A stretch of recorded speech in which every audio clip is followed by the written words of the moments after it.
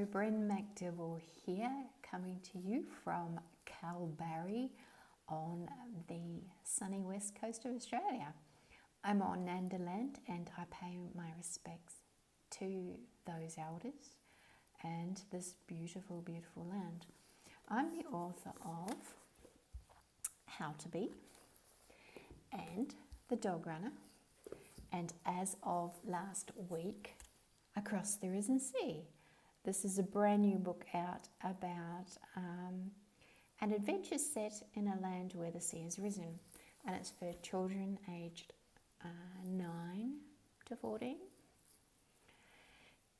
And I thought I would just read you a few of the opening pages. It's one of them days when everything is off. A hot, sweaty night and rusty bus means we kids is all grouchy tired. Littlies wake up whining and pushing, arguing over whose clothes is whose. Little Margie clings to my shirt tail so hard I can't work her fingers open, and I have to drag her all the way to the loo with me. Me and my best friend Jaguar head down the beach, trying to cool down by taking turns at dipping in the sea pool. Him standing on the sea wall on lookout for crocs.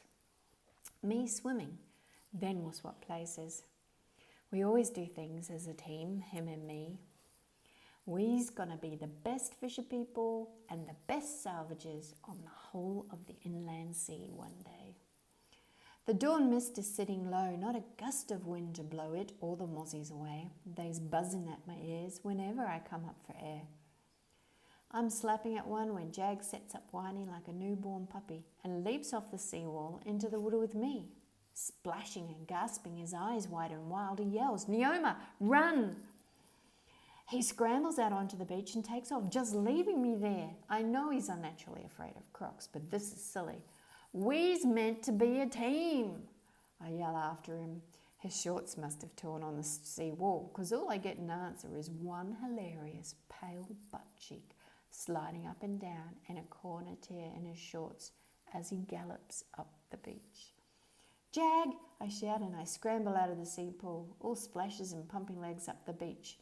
I turn back once I got a head start on that croc or whatever, because I want to know what's got Jag so messy. He's regularly afraid of stuff, but he never up and leaves me to face it alone. A pale pink head pokes up over the edge of the sea wall. It's a baby. A tiny baby head pulling itself up out of the water onto the seawall made of old car frames and rocks. I head back down to the beach to help it. Who left a baby in the water? Lucky it didn't drown.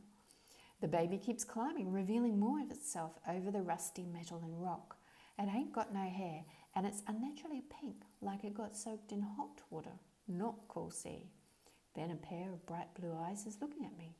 There's a tuft of green sea moss stuck on its ear. Its nose is tiny, and there's pink flower bud lips just below that. Then its chin shows, and just below, something that makes me want to scream and run too. Scuttling crab legs. This baby's got crab legs instead of a body. My heart shoots to thumping flat out, and my feet stagger back from this crawling nightmare until my bad sleep head tells me babies can't have crab legs for bodies, but crabs can take anything for shells. It ain't a real baby head, but a doll head. The crabs found it, down in a drowned house somewhere on the risen sea. It's got its own bit of salvage. I laugh, which comes out a bit squeaky, and then I whistle up to the lilies. Come be witness to what's jerky walking along our seawall, happy as can be. A baby head crab house. Jag comes creeping back down with the other kids, hanging onto his shorts at the back. Hopefully, because he's noticed the hole, not for any messier reason. All the littlies, even those hot and sleepy with puffy eyes, laugh, and they try to be brave, even though it's a terrible, terrible sight, this jerky walking crab baby. Little Margie wants to chuck rocks at it, but I tell her no. Bad enough that crab can't find a decent shell house to carry around. Now you want to go and smash the only one it can find? We're all down there on the beach, laughing off our fear, when an aluminium-hulled boat with a bright yellow sun on the prow comes sliding out of the mist. And the boat is the thing that brings the trouble. There's also other troubles. There's a mystery to solve.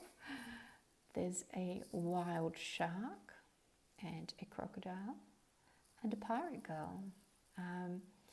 I've had a lot of fun writing this one, and I hope you all have a lot of fun reading it.